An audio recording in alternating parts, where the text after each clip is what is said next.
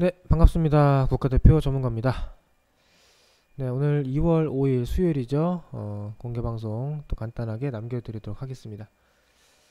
자, 지난주 수요일 방송하고 나서, 목요일, 금요일, 그리고 이번 주 월요일 아침까지 그 중국의 우한 폐렴, 신종 코로나 바이러스 관련된 이제 우려들이 굉장히 이제, 고조되면서 아마 이번 주말 전후가 그러니까 지난 주말 전후가 여러분들이 아마 느꼈던 공포가 최고조 됐을 거예요. 예, 계속 이제 확진자랑 사망자가 늘어나고 우리나라에도 이제 확진이 예, 되기 시작하고 이게 도대체 어떻게 언제까지 어떤 식으로 확장될 것인가라고 하는 굉장히 공포스러운 어, 어떤 심리가 지배를 했고 시장도 이제 결국에 좀 더 빠졌죠. 그러니까 제가 지난주 방송 때 말씀드리기를 뭐라고 했냐면 더 빠질 수 있다. 당장 이게 뭐 그날 방송 기점으로 바로 올라가기 힘들 것 같다. 좀 눌릴 수 있는데 그래도 제가 뭐라고 했냐면 그러나 이것도 결국엔 단발성 이슈라고 했어요. 질병 이슈는 시장의 어떤 큰 줄기를 바꿀 만한 그런 이슈는 아닙니다. 역사적으로 무슨 이런 전염병 질병 이런 것 때문에 증시가 대세 하락장이 뭐 상승장이 되거나 상승장이 하락장이 되는 경우는 없었어요. 단기적인 노이즈죠. 그래서 이번에도 조금 더 이어질 수 있다고 보지만 그런 구간들이 결국에는 하락 시에는 분할 매수 기회가 될 것 같다. 네, 그렇게 말씀을 드렸고 대신에 그게 도대체 언제 떻게 어느 포인트에서 저점이 나올지 그거를 모를 뿐이지 추가 하락은 좀 기회로 활용할 수 있지 않겠냐 이렇게 말씀드렸거든요. 결국에는 변곡점이 언제 나왔냐면 이번 월요일 날 10시 30분 오전 10시 30분 중국 증시 개장하는 그 타이밍에 나왔죠. 그러니까 결국 이런 것도 지나고 나면 되게 쉬워요. 그 중국이 지난주 내내 휴장이었단 말이죠. 그러니까 중국 증시가 분명 급락을 해야 되는데 중국이 급락을 안 한 상태에서는 어차피 급락할 게 뻔하니까 어차피 급락할 거란 말이에요. 그 뭐 누구나 아는 사실이잖아. 급락할 것 같은데 이게 뭐 정확하게 몇 퍼센트로 출발할지를 우리가 정확하게 모르는 상황에서 중국이 이미 같이 하락한 상태로 움직이는 거면 모르겠지만 중국이 아직 시작도 안 한 상황에서 우리나라가 미리 반등하기 힘들단 말이죠. 그런데 중국이 땅 월요일 오전 10시 30분 마이너스 8.7% 정도로 하락 출발했거든요. 이미 그 전에 우리나라는 중국 증시가 8% 하락할 만큼 비슷하게 8% 정도 7, 8% 하락을 했어요. 코스피, 코스닥 모두 요 구간에서 거의 뭐 7, 8% 가까운 하락을 해놨습니다. 중국이랑 똑같이 하락한 거죠. 중국이 7, 8% 하락을 출발했는데 우리가 뭐 그 이상 하락할 이유가 뭐 있습니까? 응? 우리나라에서 병이 퍼진 것도 아니고 우리나라에서 지금 중국처럼 많은 사상자가 발생하고 있는 것도 아니고 거기서부터 올라간 거죠. 불확실성 해소. 그러니까 악재가 해소됐다기보다는 불확실성 해소된 거죠.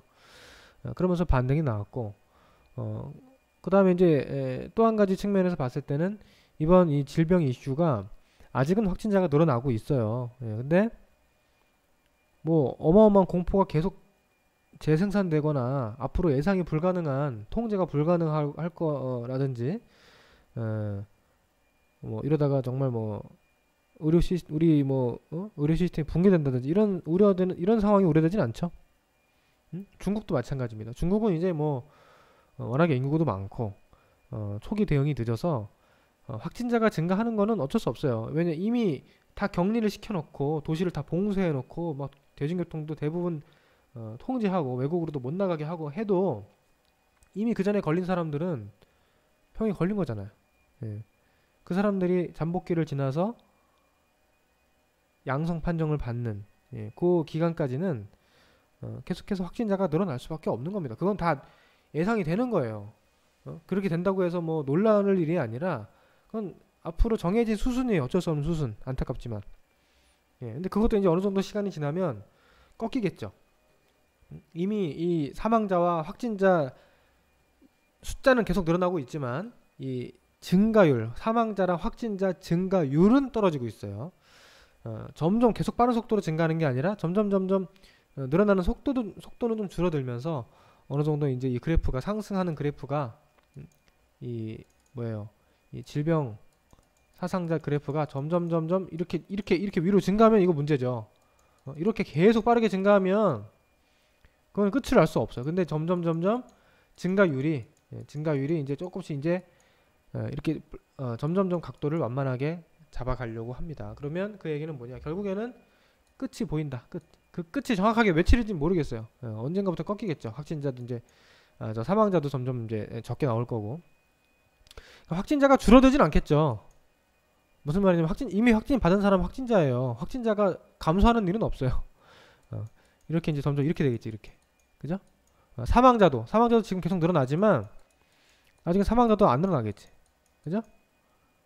근데 이런 상황 이렇게 사망자 확진자가 더 이상 늘어나지 않는 상황이 된다면 이미 그때는 시장은 한참 안정을 되찾은 뒤란 말이에요. 증시는 미리 반응을 한다. 이렇게 될 거라는 거를 어느 정도 예상할 수 있는 시점이 되면 그때부터 미리 반응해버리는 거예요. 그게 언제입니까? 그게 이번 주예요. 제가 이런 얘기를 지난주에 계속 해드렸던 겁니다. 우리가 이미 안심하고 나면 그때는 주가는 많이 회복된 뒤다. 공포가 최고조일 때 그 지점 어딘가에서 바닥이 나올 거다.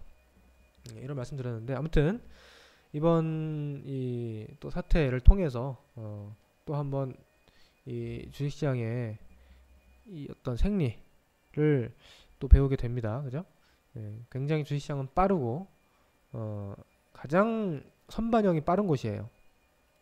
걱정도 제일 빨리 하고 안심도 제일 빨리 합니다. 그만큼 돈이 빠른 거죠. 그래서 이렇게 반등이 나왔는데 이제 여기까지는 좋다 이거예요. 그러면은 이후에는 어떻게 될 것인가?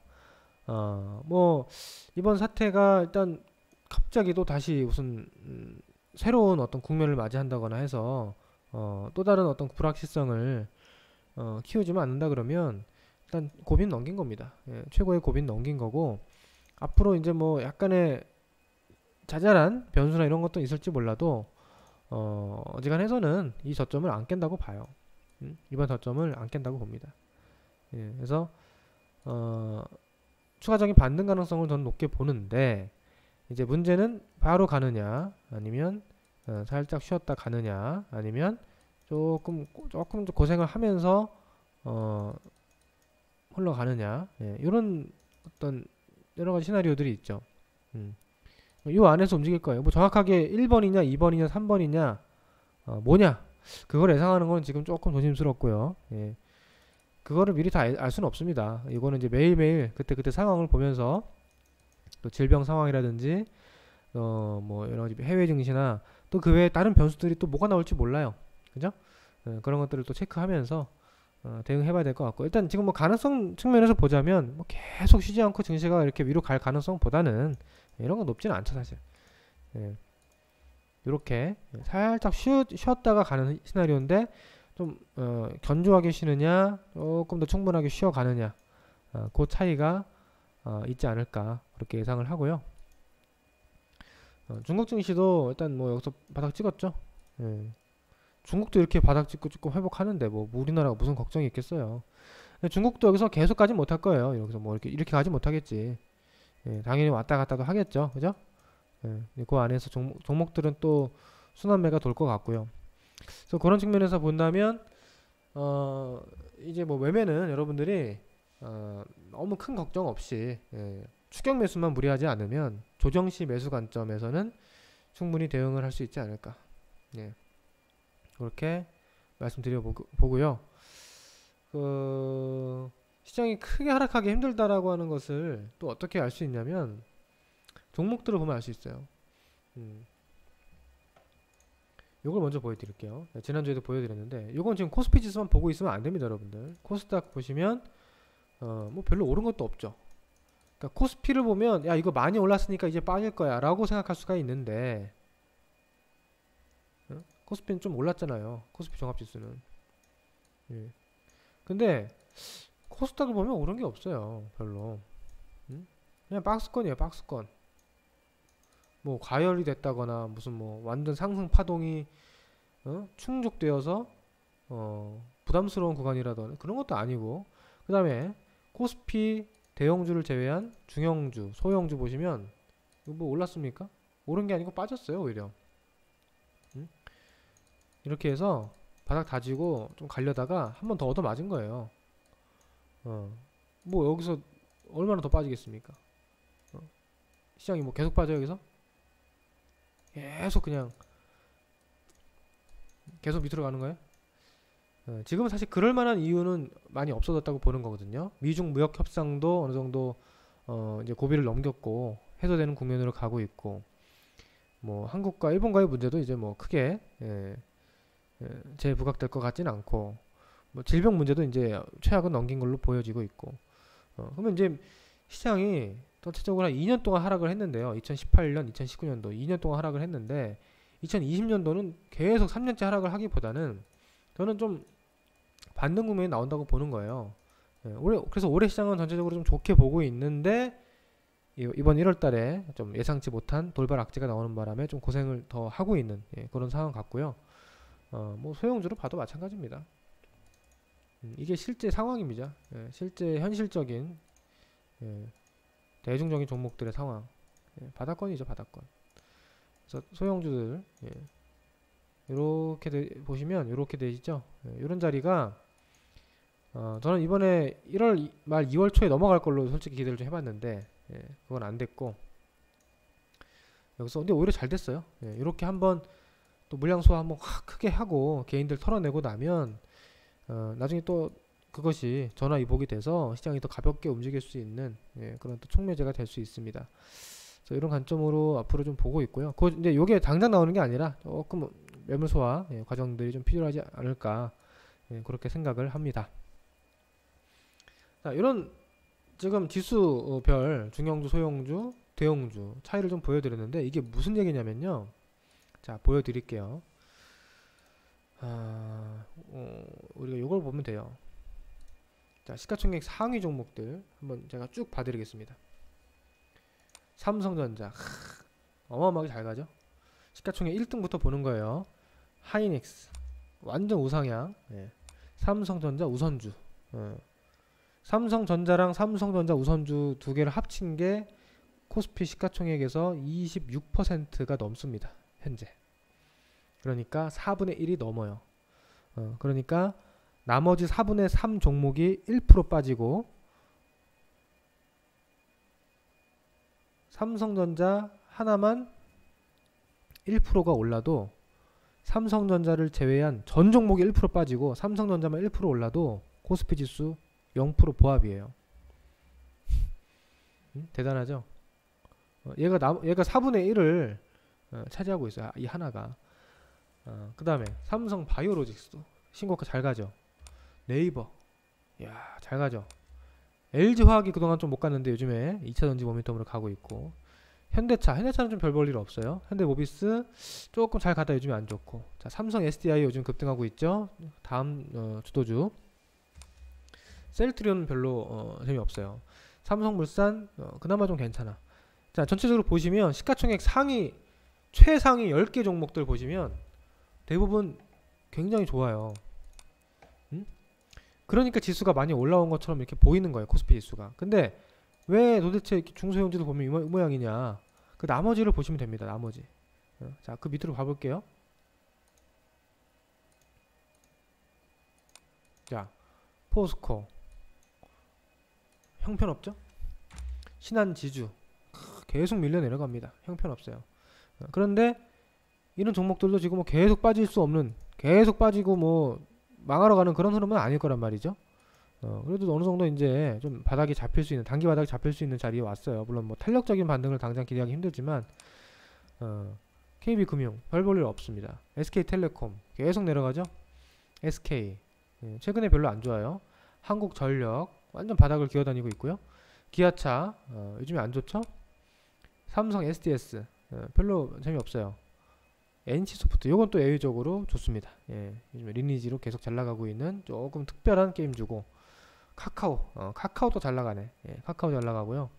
자, 그 다음에 또 삼성생명 아주 피똥 싸고 있습니다. 보험주들이 굉장히 안 좋아요 요즘에. KTNG 굉장히 안 좋죠. 신저가입니다. LG 재미없어요. SK이노베이션 심각합니다. 신저가입니다. LG전자 재미없어요.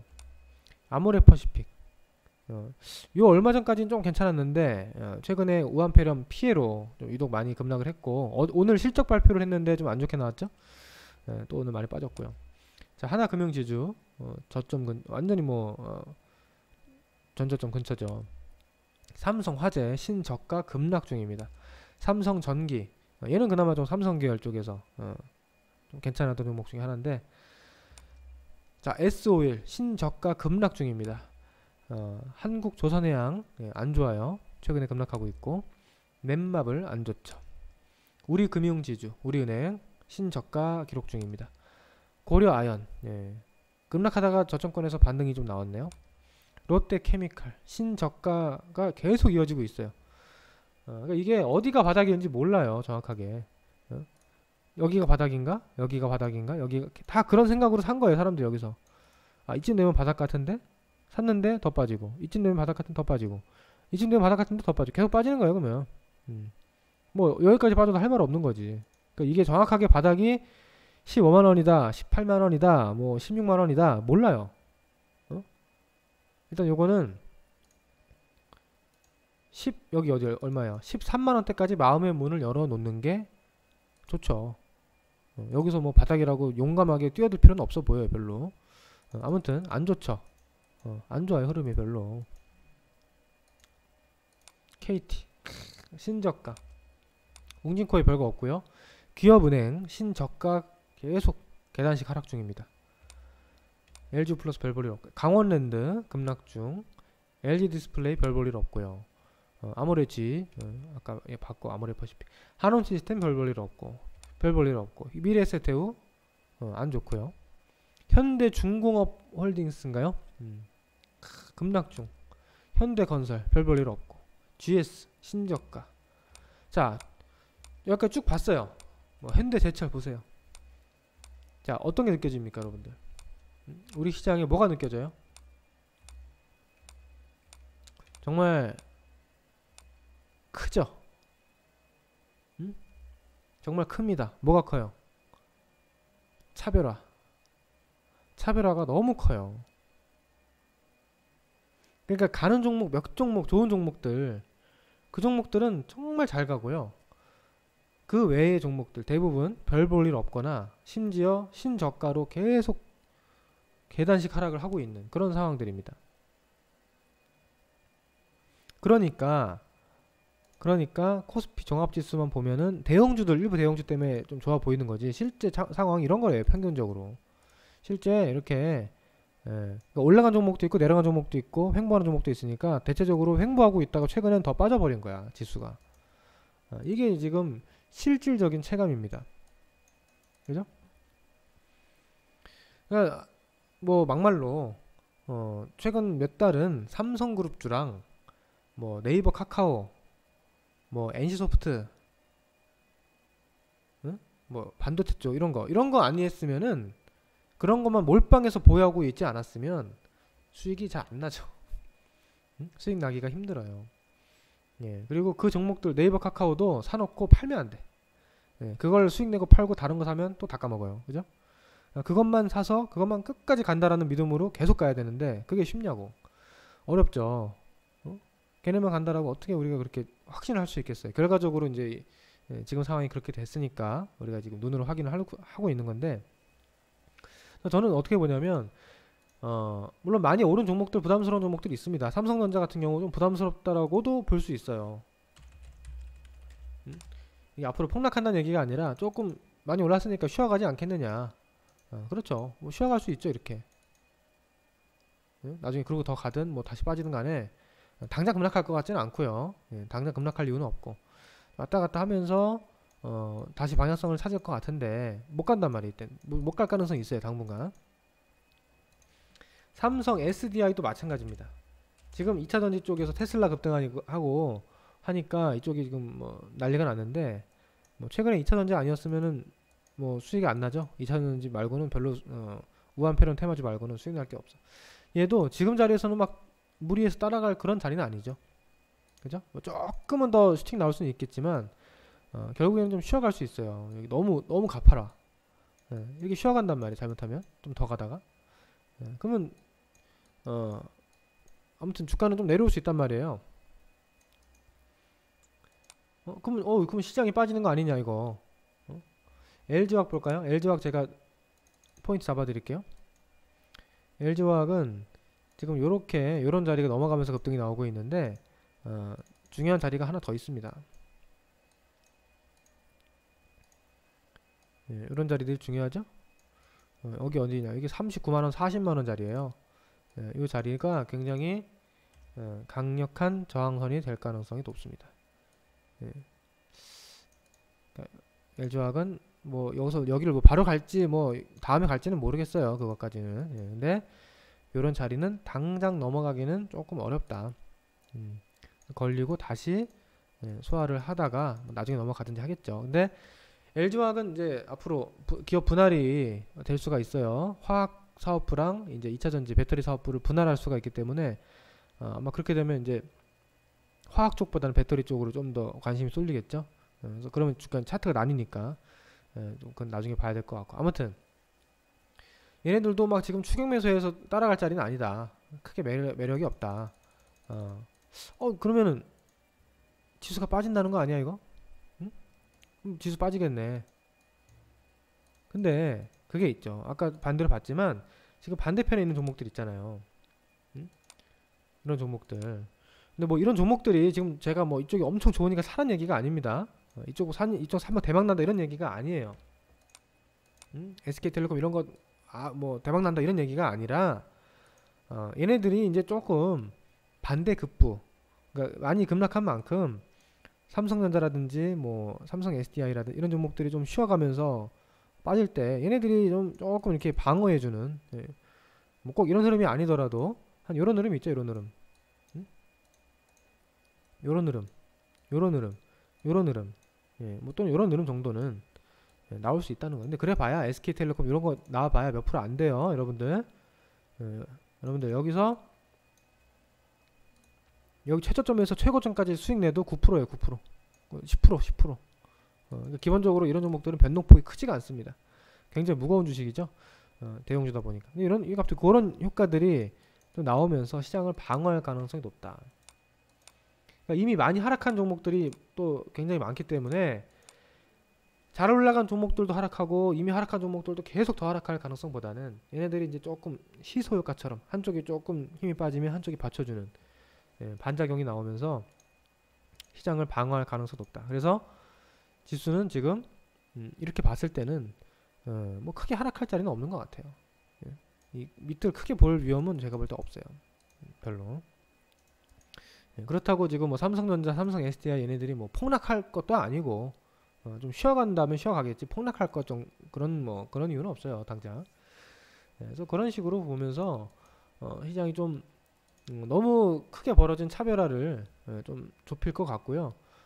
그러면서 이제 중소형주들이 살아날 가능성이 있어요. 중소형주들이 지금은 이제 뭐 올라간 것도 없이 고생하다가 지금 한 번 더 매물 소화해서 개인들이 화끈하게 또 투매하고 손절매 때렸거든요. 무서워서. 우한폐렴 때문에 무서워서 주식을 팔았는데 나중에 봤을 때 나는 우한폐렴이랑 상관없는 기업인데 라고 하면서 올라갈 수가 있어요. 그죠? 이번 투매를 오히려 이 촉매제로 삼아서 나중에 오히려 시세가 나올 수 있다고요. 그러니까 그동안 대형주 위주로 장세가 좀 굉장히 집중이 됐다고 한다면 제가 조심스럽게 글쎄요, 당장 2월이 될지는 모르겠지만 한 3, 4월쯤 돼서는 중소형주들 장세들도 좀 좋아질 가능성이 높다. 그렇게 조심스럽게 예상을 하고 있습니다.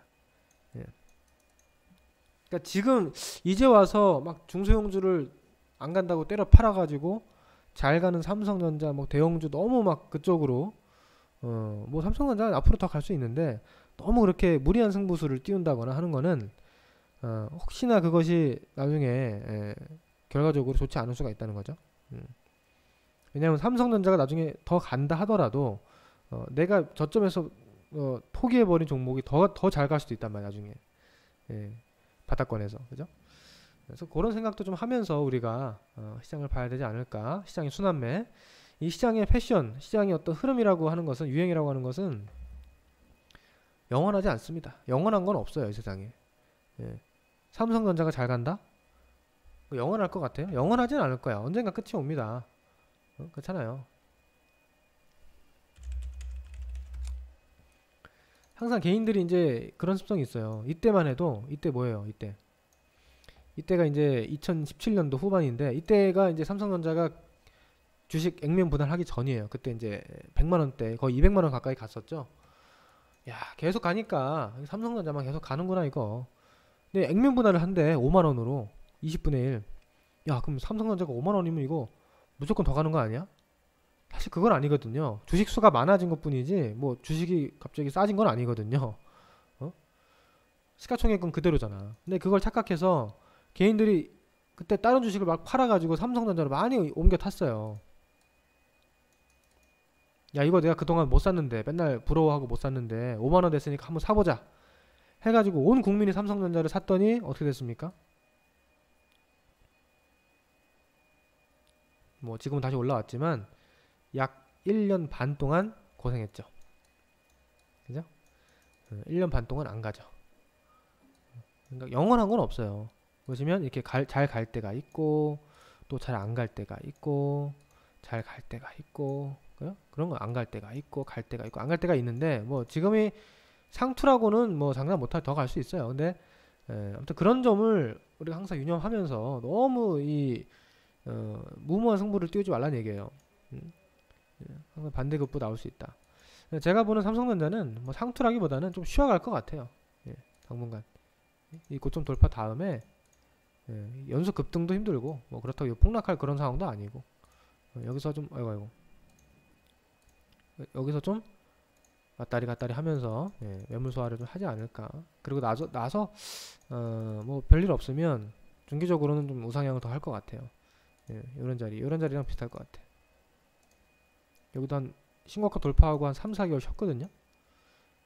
이렇게 걸려버리면 이건 좀 지루하죠. 그죠? 이 3개월 동안 왔다 갔다 하면 지루해요. 그럼 그 사이에 다른 종목들이 간다고요.